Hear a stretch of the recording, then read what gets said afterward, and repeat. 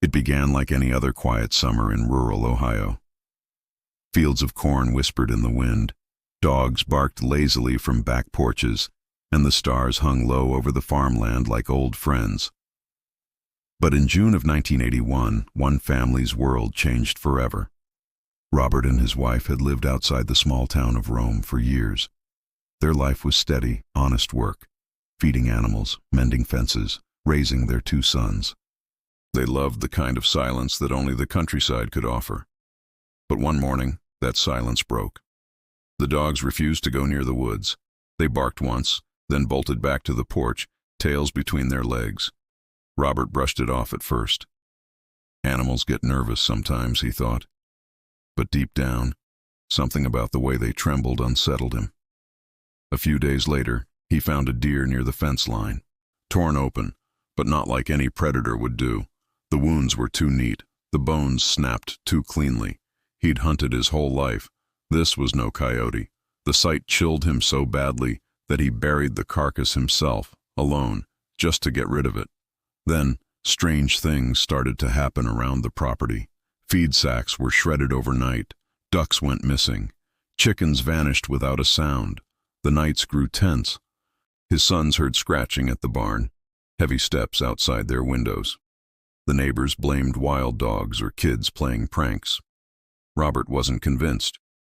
One night, his 16-year-old son woke up screaming. He swore there was a face outside his window, large, dark, and breathing fog onto the glass. Robert told him it was a nightmare, but he saw the fear in the boy's eyes. That kind of terror doesn't come from dreams. Days later, the woods themselves seemed to change. The crickets fell silent. The air grew thick and strange, like the moment before a lightning strike. And when the animals screamed again that night, Robert knew something was hunting them. He grabbed his flashlight and rifle and ran outside. The beam cut through the dark, trembling slightly in his hand. For a moment the field looked normal, until 2 red eyes blinked back from the edge of the trees. They were high off the ground, too high for any known animal. Then came the smell, burnt metal, wet fur, and decay. His chest tightened. He raised the gun and fired once. What answered wasn't a growl. It was a scream, long, sharp, almost human. The thing stumbled, then bolted into the woods on 2 legs. 2. The family spent the rest of the night in the kitchen, lights on, weapons ready, trying not to speak the obvious truth. They had just seen something that shouldn't exist. By dawn, the fear hadn't faded. It had only grown. By now, word of the strange happenings had spread beyond the nearby farms. Some neighbors quietly admitted to seeing lights too, hovering above the fields, changing colors like silent lanterns in the night. Others said it was nonsense.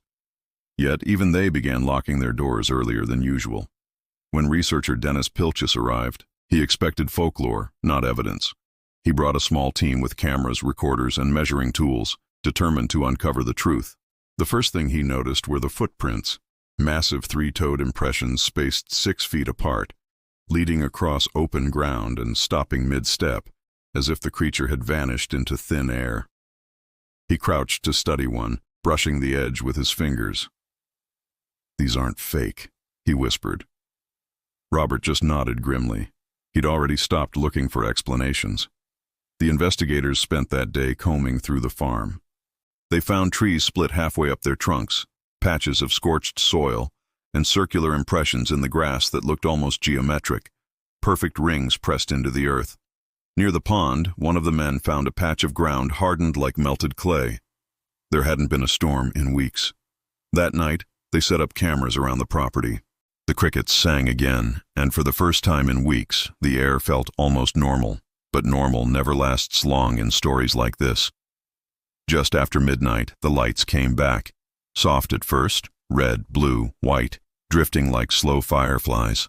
Then brighter, brighter until the entire field shimmered in color. The team froze. One of them whispered, "Keep still." A low hum filled the air, vibrating through their chests. Then came a flash, so bright it turned the trees white.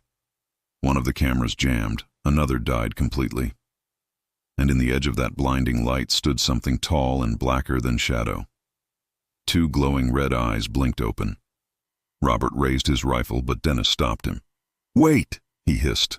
The creature didn't move. The air shimmered around it, like heat rising off asphalt. Then, with slow, deliberate grace, it turned away and melted into the dark.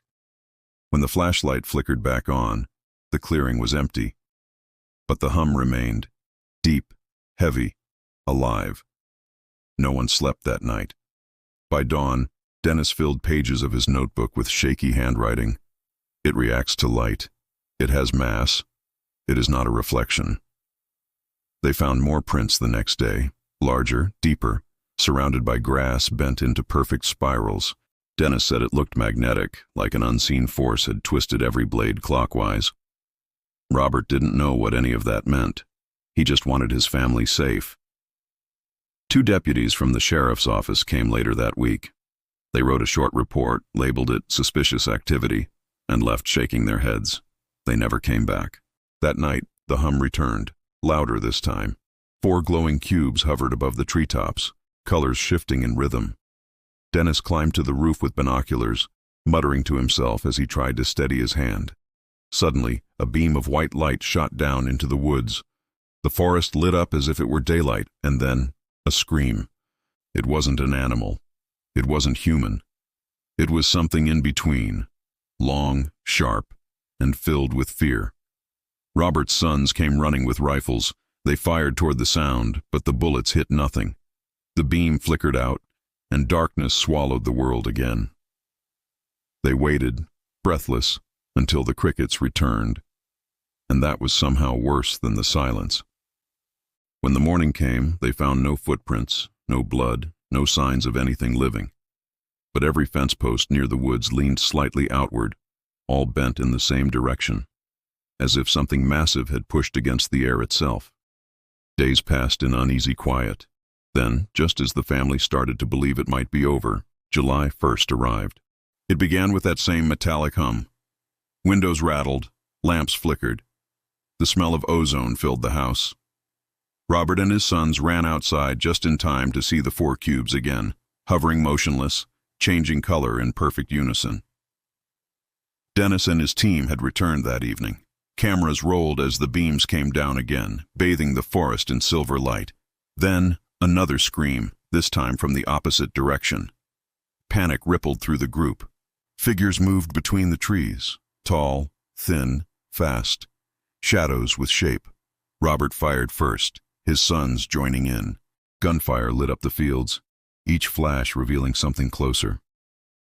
Then, silence. A heavy thud shook the house. Something had slammed into the outer wall. Boards cracked, glass rattled. Robert looked up just as a dark shape crawled across the roofline, so large it bowed the beams. He fired through the shingles. The roof went still. When Dennis aimed his flashlight upward, they caught a glimpse of it. Black fur, long arms, and eyes glowing like coals.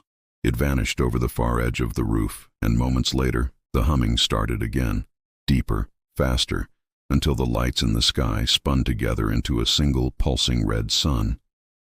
Then, gone. The hum stopped. The world held its breath. Below the silence, the old tractor engine near the barn started by itself. Robert turned it off. It started again. Dennis's voice trembled. "It's not mechanical." And in the distance, a red ember drifted through the field, shrinking, dimming, until it looked like a small creature crouched low in the grass. When the flashlight caught it, they saw feathers and a face like an owl. Then it stood on 4 legs and ran into the woods faster than any bird should move. Dennis whispered, "They change. They want us to see them." The rest of that night stretched thin as wire. Every few minutes, something rustled in the pasture, and everyone tensed, waiting for a shape to break from the dark. Nothing did. Instead, the air kept cycling between stillness and that faint metallic taste, as if the night itself was breathing. Near dawn, the fog rolled in from the low creek bed. That was when the final pair of eyes appeared, motionless at the fence line, bright as coals. The body behind them was too large for any person, too steady for any animal. It took a single step into the beam of a flashlight, and for a heartbeat they saw everything. Long arms, heavy shoulders, dark hair matting across a chest that rose and fell with slow control. Robert fired. The figure turned sideways, not panicked, not wounded, and dissolved into the fog like a shadow pulled underwater. A low roar rolled from the trees, the kind that seems to shake the inside of your ribs, then faded into the waking bird song. Morning light revealed a field etched with evidence. Deep impressions tracked halfway across the grass, then stopped as if whatever made them had taken one more step and simply wasn't there anymore. The blades around each print curled into tight clockwise spirals, pressed flat, but not broken. On the far fence, 3 strands of barbed wire were twisted together into a rope as if someone had rolled them between their palms. Dennis wrote a single line in his notebook, almost like a verdict. They don't run, they withdraw. For the first time in weeks, the day passed without incident.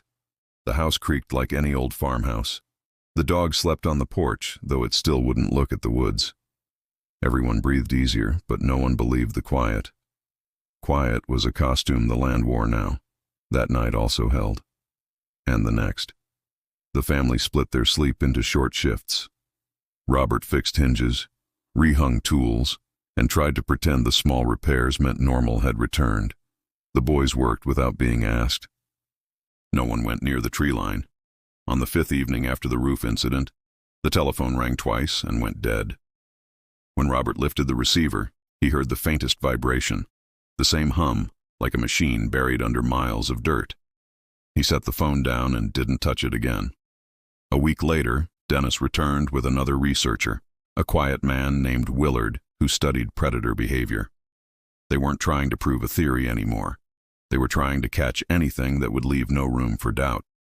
They brought 3 sturdy metal crates, each holding a live rabbit, and anchored the boxes with thick parachute cord rated for far more weight than any farm animal could manage. Willard set a small speaker nearby and pressed play. The distressed call of a rabbit, thin and piercing, spread across the field like a blade.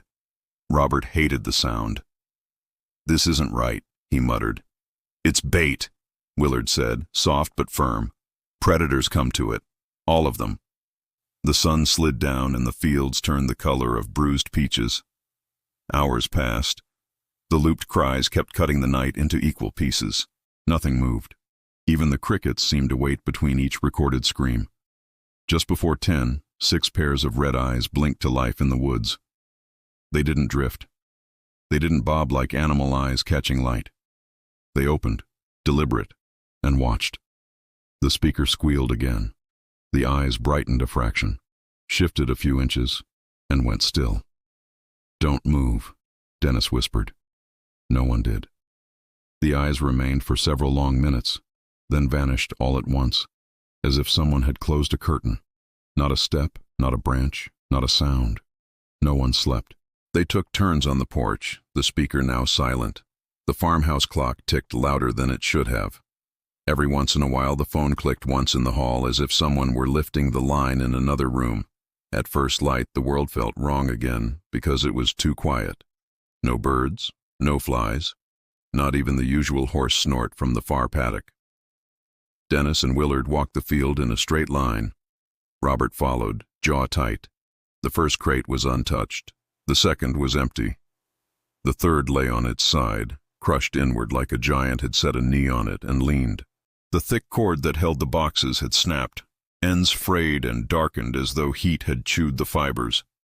Inside the overturned crate were a few bent wires and nothing else. No blood, no fur, no tracks leading away. Around the crates the ground looked as if a thin layer had been scorched off. A ring of grass nearby swirled in neat spirals, all turning the same direction.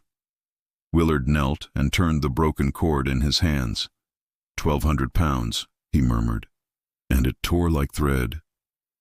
Robert stared at the emptiness where the rabbits had been and said nothing. There was a tiredness in him now, the kind you don't sleep off. Back on the porch, Dennis didn't write for a long time. When he finally lifted his pen, he printed each word carefully. Not random, responsive, intelligent. That was their last night on the farm. The team packed their cameras, notes, and one mangled crate. At the truck, Dennis squeezed Robert's shoulder. "Keep the doors locked," he said. Write down anything else. He didn't promise answers. He didn't pretend he had any. The weeks that followed were a slow unwinding. The lights didn't return. The hum faded. The animals ventured a few feet farther from the barn each evening. The family mended fences, replaced chickens, and went back to fixing what could be fixed. But the farm had a new rule now. No one stepped into the woods. Neighbors dropped by with casseroles and careful eyes. A few admitted they'd seen strange glows drifting along the hillsides on certain nights, but they spoke about it like weather, something that comes and goes and can't be argued with. Others called it stories. The compassionate ones changed the subject. By late summer, the land was quiet in a way that felt earned. When the wind moved through the corn, it sounded kinder. When the stars came out, they behaved. The family still slept lightly, but sleep came. Years slid by. The barn roof sagged and eventually folded in on itself. Fences rusted and fell. Weeds pushed up through the paths the boys once ran. People new to the area heard a version of what happened and shook their heads. A campfire tale from a stranger's property. But there were photos, notes, footprints recorded and measured, and a report stamped suspicious activity. Dennis gathered what he could into a book, a brittle, out-of-print volume that slipped into used shops and small libraries. He argued that what came to the Rome farm wasn't one single thing, but a connected pattern. Lights, physical traces, odd failures of engines and cameras, like different corners of the same intelligence stepping into view. When Dennis passed away, his research drifted into boxes and filing cabinets. People said the original tapes were still out there somewhere. Hours of interviews, fragments of that hum, and the sound of Robert's voice catching when he tried to describe those eyes. On one of those recordings, near the end of an interview, Robert spoke so softly the microphone barely caught it. "If it ever comes back, I just hope it doesn't remember me." The line outlived the farm, it still does. Robert nodded. He didn't expect help anymore. He just wanted the summer to end. Today, the old property is mostly grass and memory. The barn is a quilt of collapsed beams. The pond reflects sky and nothing else. Most nights there's nothing to see but the steady, ordinary dark. But on clear evenings, a few locals say a weak glow sometimes wanders the far edge of the tree line, red first, then a cool blue, then nothing at all. Most shrug. A handful won't walk that way after dusk. People have tried to name it. Some say it was experimental aircraft, a test flight that spooked the countryside. Others tie it to sightings of tall, dark figures reported across the Midwest around the same years. There are charts, theories, and arguments that run in circles. The truth is plainer and harder. No one knows. Every tidy explanation breaks its ankle on the details. A deer cut with surgical neatness, a truck that died without a cough and started on its own footprints that end in open air, a vibration that made a farmhouse breathe. All of it was witnessed. None of it made simple sense. Robert moved away and didn't give more interviews. He rebuilt a life that didn't include a tree line he avoided or a porch he paced at 2 a.m. But friends said a part of him stayed on that roof, watching. Sometimes he'd wake in a new house, step outside and listen to the dark like it might answer back. Maybe it never would. Maybe it already had. Part 10. 45,000, 5,000. What happened on that farm in 1981 isn't an ending. It's a question that learned to walk.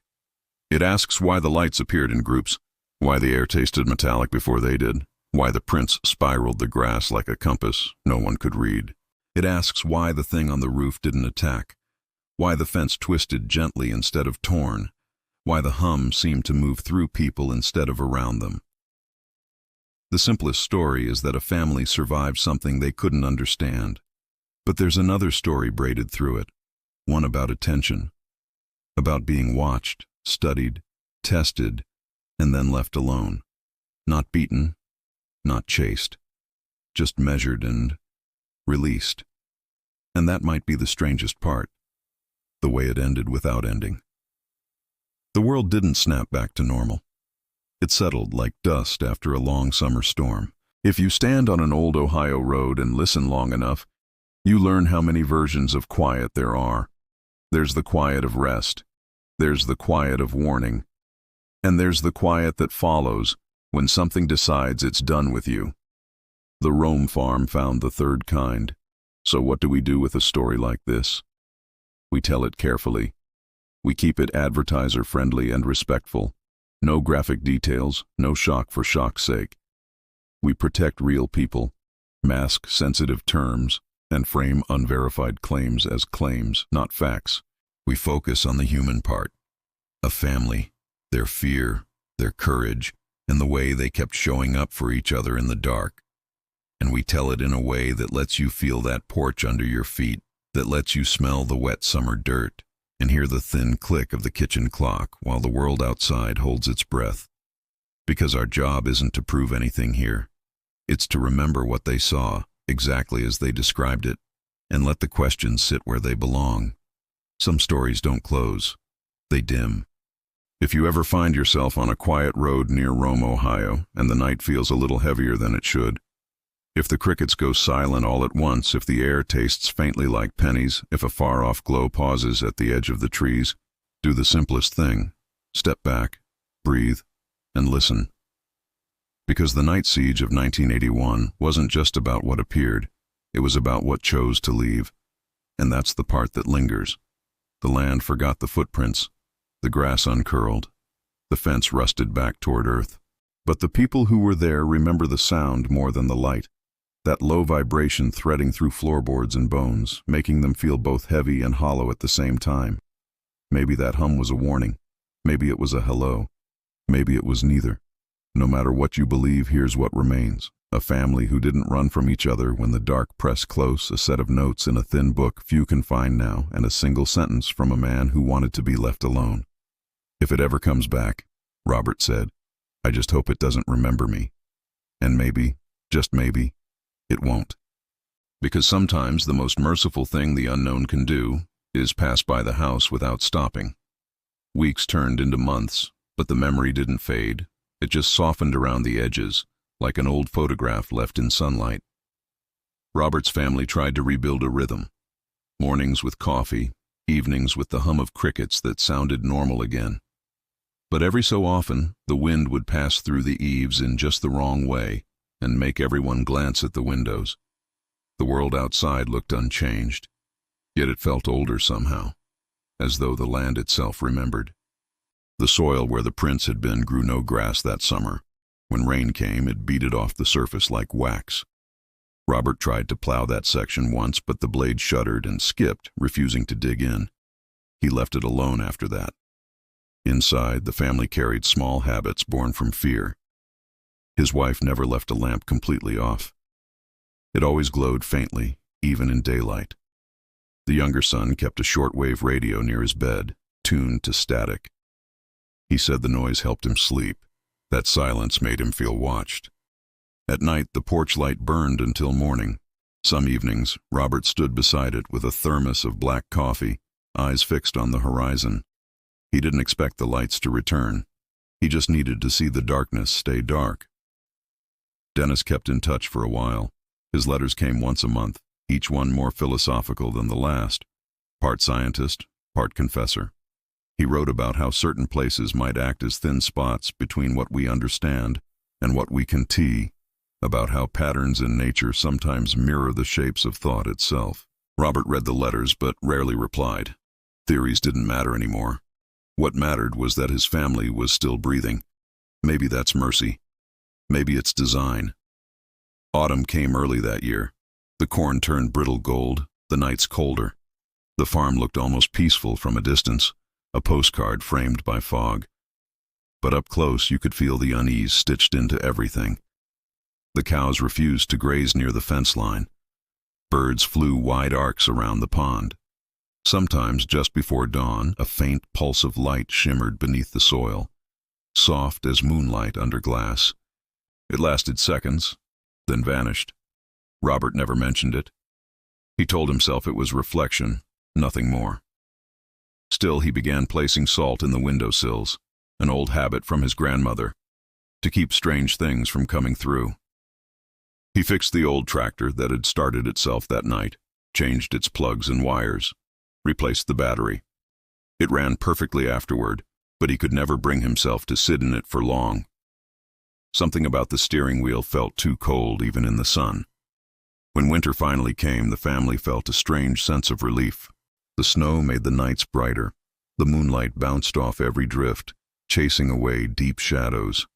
Robert joked that the cold froze the monsters out. But sometimes he'd wake at 3 a.m., look through the frosted window, and see the faint imprint of 3 wide shapes pressed into the snow. Not footprints exactly, just marks. Circular, spaced too far apart. By morning they were gone. The years that followed were quiet, but never normal. When visitors came, Robert spoke carefully. "We had trouble with something in the woods once," he'd say, and leave it at that. Some of those visitors smiled politely. A few didn't. The ones who didn't ET were usually the ones who lived in the next valley, people who'd seen lights of their own. Now, more than 4 decades later, the story of the Rome farm lives on, mostly in whispers and late-night podcasts. The field has become part of local folklore, the place where the lights came down. Teenagers dare each other to walk there after dark, but most don't make it past the old bridge. The air gets too still. Phones lose signal. Researchers still visit sometimes, tracing the outline of the old foundation with cautious boots, measuring radiation that shouldn't be there, taking soil samples that glow faintly under ultraviolet light. Nothing conclusive ever comes of it. The files end up in forgotten university basements, labeled anomalous. Yet the story endures, because it's not just about what appeared, but how it changed the people who saw it. Robert's family became quieter, yes, but also stronger. They had faced something that broke the rules of the world and still managed to keep living inside it. That's survival in its purest form. And maybe that's why this story still matters. Not for its mystery, but for its humanity.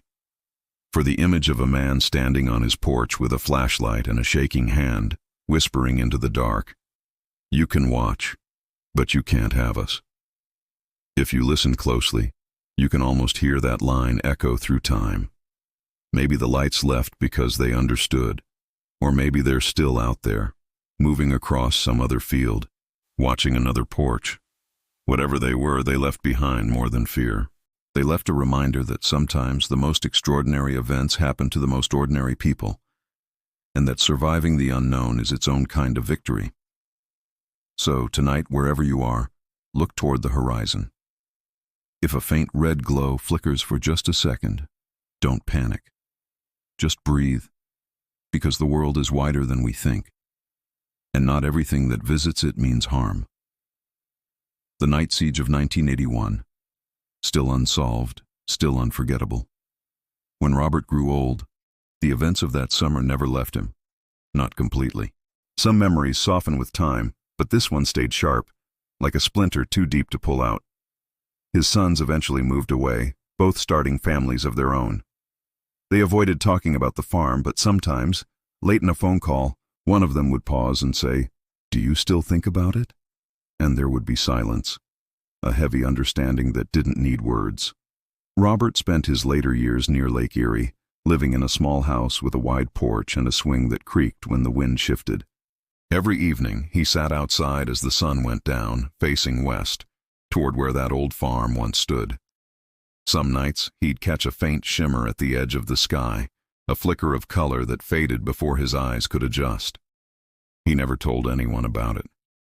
Maybe it was just lightning far off in the distance. Maybe it wasn't. He kept Dennis's last letter in a drawer beside his bed. The paper had yellowed, the ink fading at the edges. In it, Dennis had written, "If the lights ever return, remember, not everything unknown is evil. Some things only seek to be seen." Robert didn't know whether to find comfort in that or not. Seen by what, he would think, and why us? He'd never stopped wondering, but after so many years his fear had turned into something gentler, curiosity laced with respect, like how sailors speak about the sea. You can't control it. You can only survive it, and if you're lucky, it lets you go. As time passed, locals turned the story into something smaller, safer. They told it around bonfires or in bars on cold winter nights. The details blurred, but the feeling stayed the same, that something vast had brushed against their world and then retreated. A few old-timers claimed the land itself carried an echo. They said that on windless nights you could stand where the farmhouse once stood and feel a faint vibration under your feet. Not a sound, not even a tremor, just a hum. You sensed more in your chest than your ears. One young researcher from Columbus visited the site in the early 2000s, chasing fragments of Dennis's notes. She found the field almost reclaimed by wild grass, but in the center there was still that strange patch of ground where nothing grew. She took samples, measured magnetic flux, and noted the compass spinning slow circles instead of pointing north. She wrote, "This place feels attentive." Then she left, and no one heard from her project again. But maybe the story doesn't belong to science anymore. Maybe it belongs to memory, the kind that lives quietly inside families who saw too much and chose to keep living anyway. And if there's a meaning in that, maybe it's this: the unknown doesn't always arrive to destroy. Sometimes it only wants to remind us that we don't know as much as we think. There's a kind of reverence in not understanding. It's the same feeling that makes people lower their voices in old churches or at the edge of the ocean. Whatever came to that farm in 1981 demanded silence, not because it threatened, but because it overwhelmed. Robert once told a neighbor, the only time he ever spoke of it again, "You can fight what doesn't live by your rules." The man didn't ask what he meant. He didn't have to. On clear nights, that same neighbor said he sometimes saw a faint red glow above the trees, always in the same spot, hovering just long enough to make him question if he'd imagined it. And every time the glow faded the moment he called someone else to look. Decades later, when the farmhouse was nothing but a line of foundation stones, and the pond had turned into a marsh, travelers still felt something when they passed that land. Not fear exactly, but recognition. As if their bodies remembered a story their minds had forgotten. And maybe that's the truth hidden inside all of this. Some mysteries aren't meant to be solved, only witnessed. Because the real haunting isn't the light or the scream or the footprints. It's the silence that comes after, when you realize the world you thought you knew was never really yours to explain. So if you ever find yourself standing where the fields of Rome, Ohio, meet the woods, and the night feels too still, breathe in, listen close, and let the quiet tell its story. You might just hear the faintest hum beneath your feet, the echo of something that once visited, watched, and chose to leave. And maybe that's enough. Time is a patient eraser. It dulls colors, blurs the edges of even the sharpest memories. But some things resist fading. They stay bright in the dark corners of the mind, waiting for quiet moments to return. For Robert, the siege of 1981 was one of those things. Years later, when his hair turned silver and his hands stiffened with age, he could still recall the exact tone of that hum, how it seemed to vibrate between his ribs rather than around him. It wasn't just a sound, it was a feeling, one that had become part of him. He once tried to describe it to a pastor in town. It was like standing inside a bell that never stopped ringing, he said softly. The pastor nodded, unsure what comfort to offer. "Sometimes the world makes noises we aren't meant to name," he replied. That answer, vague as it was, felt truer than anything else Robert had ever been told.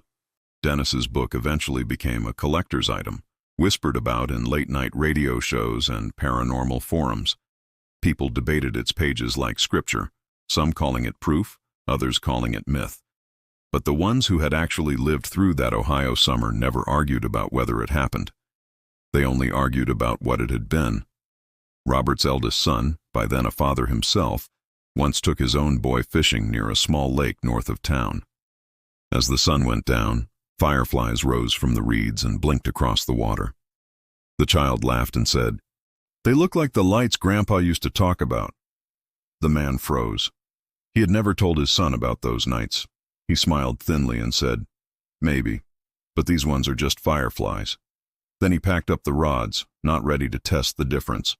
Stories survive that way, not through books or evidence, but through the caution people pass on without realizing it. And across Ohio, the caution lingered. Some families still refused to build houses near old tree lines. Hunters avoided certain ridges. There were even farmers who, without knowing why, left sections of their fields untouched each season. Maybe memory travels through the land, the same way it travels through blood. Today, the Rome farm is gone, its address erased by new roads and parcels of development. Children play in yards where the farmhouse once stood. They chase dogs and swing from tire ropes, laughing beneath the same broad sky that once burned red.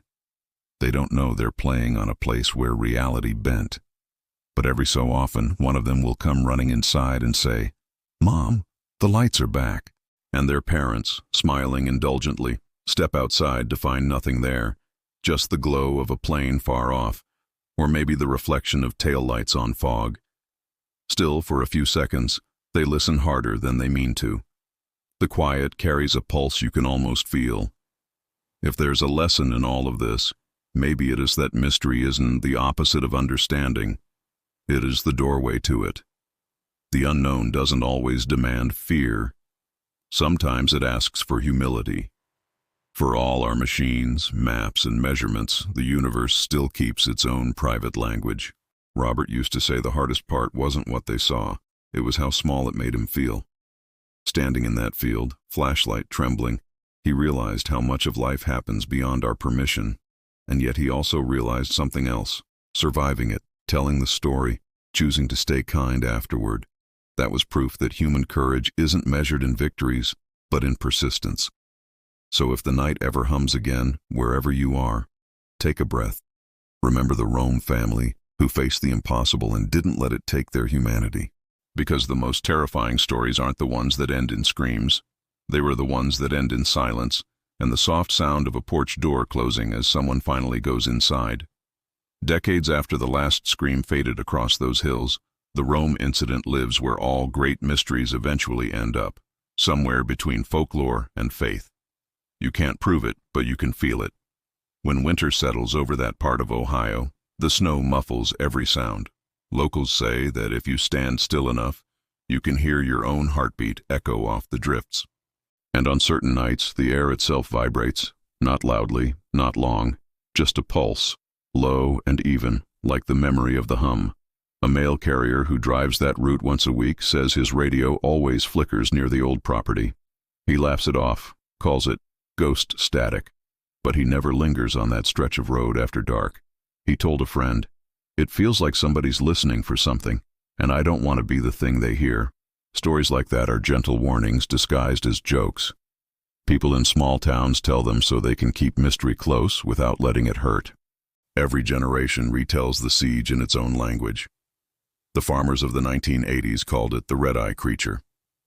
By the 1990s, it became the Rome lights, and today the internet knows it as the night siege phenomenon. Names change, details shift, but the center stays the same. A family caught between what should be real and what was. You'll find the tale on forums, in podcasts, even in college theses about collective rural myth. Skeptics study it for social patterns. Believers chase coordinates and EMF readings. Neither side notices what truly matters. The silence in Robert's voice when he said, "It watched us like it was learning." That single sentence tells you everything. It wasn't rage that terrified them. It was attention. Being noticed by something that shouldn't have been able to notice you back. And that realization, that humans aren't always the observer, is the thread that keeps this story alive. A few summers ago, filmmakers came to capture what was left of the site. They expected eerie footage. What they found was wild beauty. Butterflies circled the remains of the old barn. Wildflowers pushed through rusted fencing, and the pond shimmered like glass. It looked peaceful, almost sacred, the kind of place where the past chooses to rest. One of the crew, a young sound designer, left his recorder running while they packed up. Later, when he played the audio back, there was a faint undertone beneath the wind, a steady vibration, rising and falling in slow waves. The others said it was feedback. He just smiled and said, "Maybe." He still keeps that clip on his phone. Sometimes he plays it when he can't sleep. It calms him. That's the paradox of this story. The thing that once terrified everyone now inspires awe.